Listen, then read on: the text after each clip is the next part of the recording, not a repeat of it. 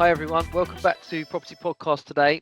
I've got Annalese with me. We're going to be talking about material information, pricing psychology, and some practical stuff. But as you all know, before we do anything useful, I always get my guests to do an introduction as to who they are, what they've been up to, and a bit about the company. So, Annalese, I'm going to pass over to you for that introduction, please, before I ask you some of my questions I've got lined up. Wonderful. Well, thank you very much, Lee. So, yep, I'm Annalese Walmsley. I am the sales director at Kotini. If you haven't heard of Kotini, we are a digital onboarding solution. So we are a platform that manages your contracts, your titles, your ID, AML, material information, and upfront payments in one system.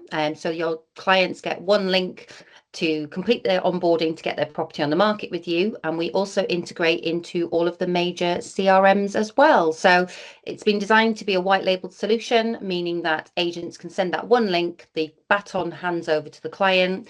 Once everything comes back, you're ready to list the property. So yeah, think ID, email, contracts and paperwork. We eliminate 4 or 5 different systems and give you just one. Wicked, wicked.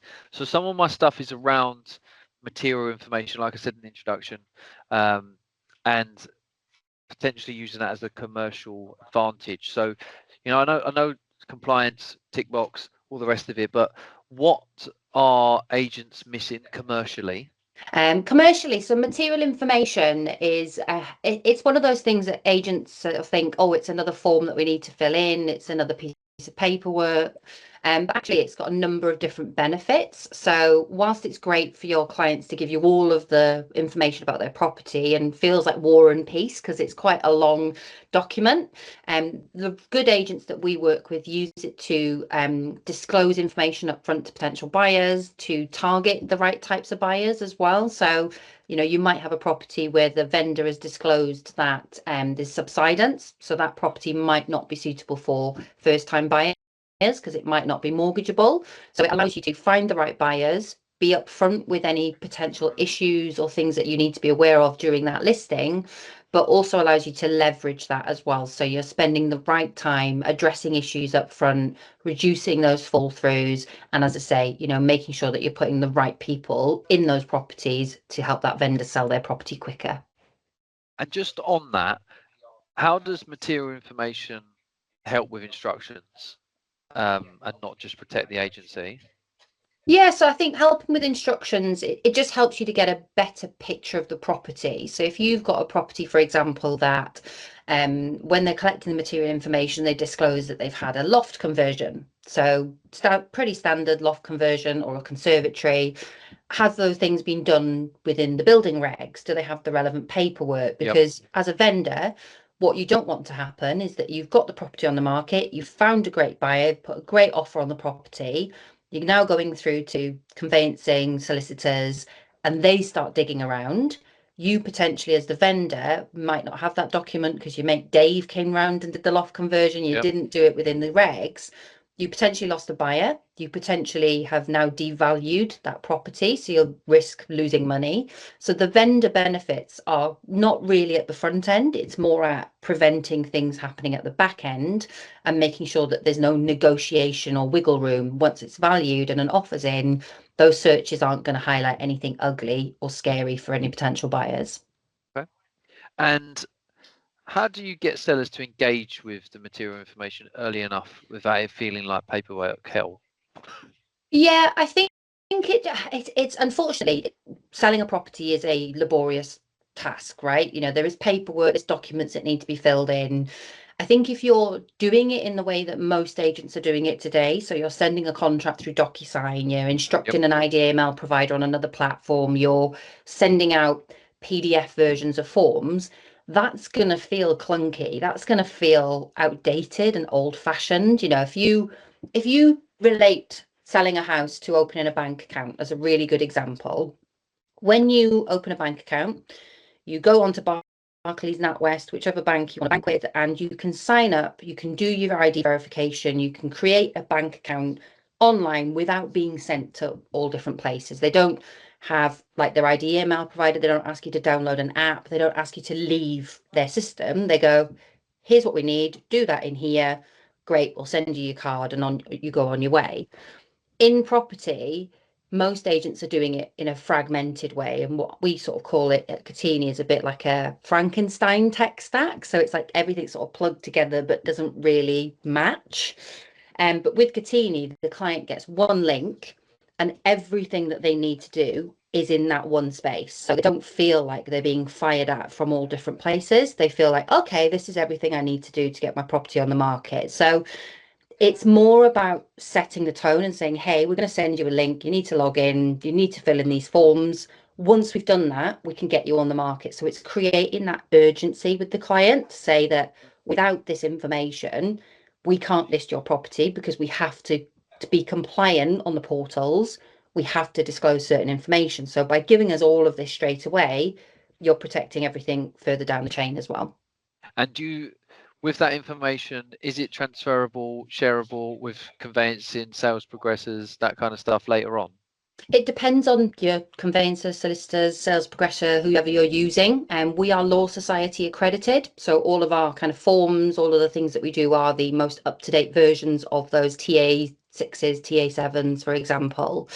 There are elements of our system which allows the vendor to share things like their ID. So in our system, once a vendor has signed up with one agent, if they're buying through another agent that uses Kotini, they'll have all their transactions in one place and they can share ID and things like that across those transactions. So I think as an industry, we're moving now with National Property Transaction Network, sort of all of those kind of big Project 28s and things like that are happening. We're moving towards digitizing so that actually lots of these documents and things can be shared outside of estate agency and with other interested parties. So we are going to be working with the NPTN, and we are also one of the founding members of the Open Property Data Association. So Kieran, who's our founder, he is also the chairman of the Open Property Data Association as well. So we're trying to knit this all together, but as an industry, it's much bigger than just one supplier. It's all estate agencies, all solicitors, all conveyancers, all sales progressors, and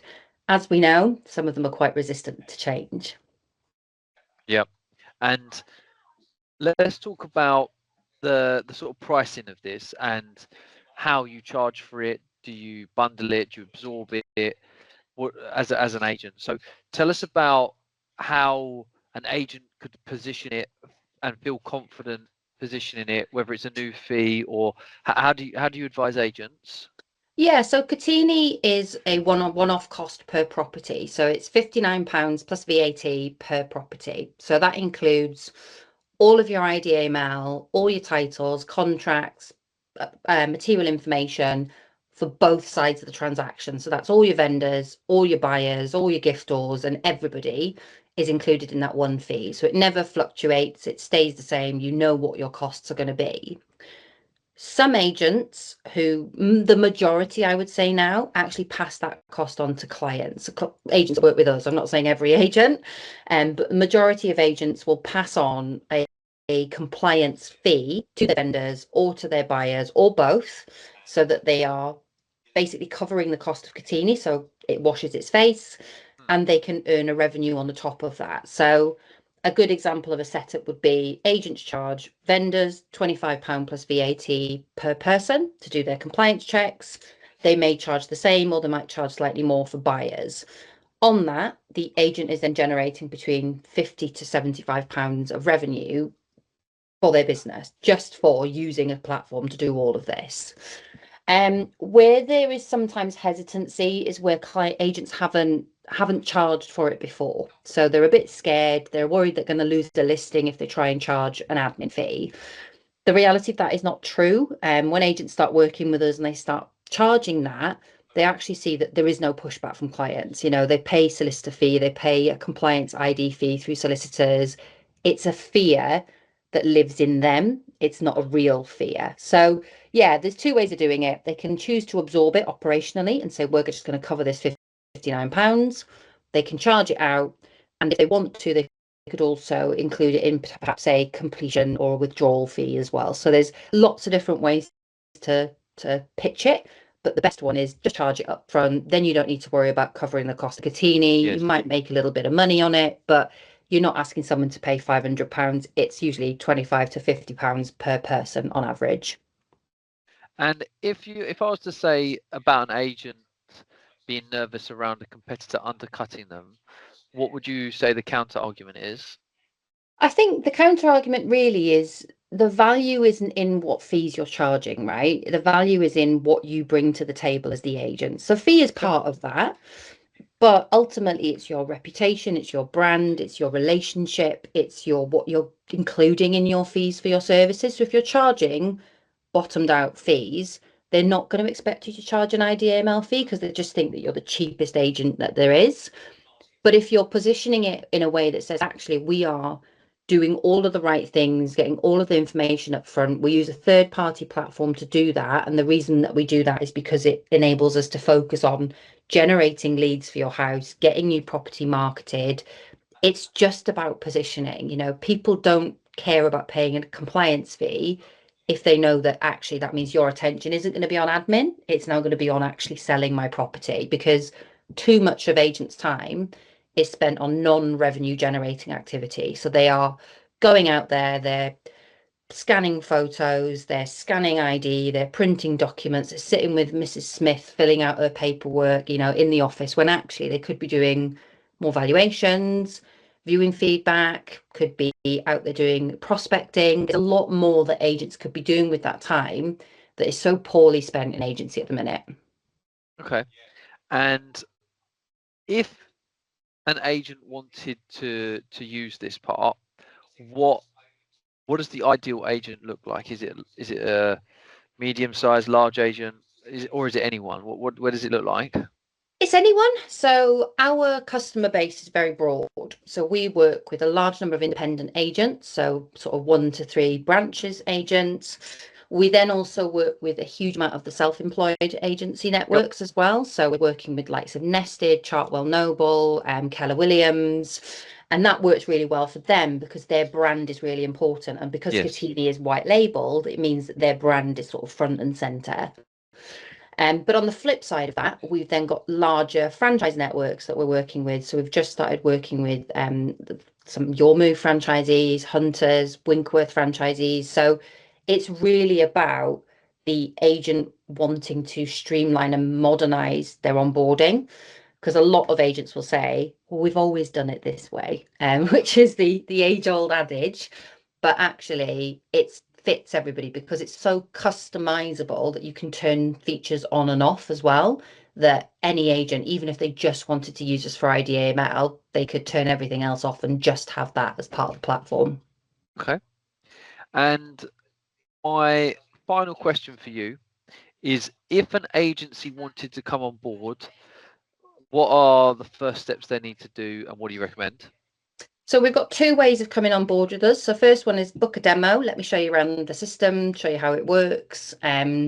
What we do from there is we send you a link. You basically create your account. We get that set up within 24 hours and you're ready to start inviting your vendors. So nice and simple, low touch, doesn't tie you into any lengthy contracts. We're not minimum terms, minimum numbers of listings. It's just pay as you go as a concept.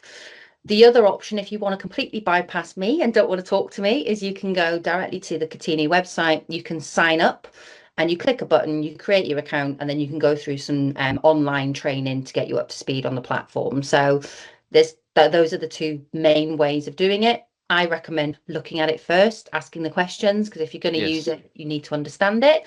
But ultimately, you can go self-serve, and that means we can set up your integrations. Everything else is the same. You just bypass me in the process. No one wants to do that. No one wants to do No. that. No one wants to do that.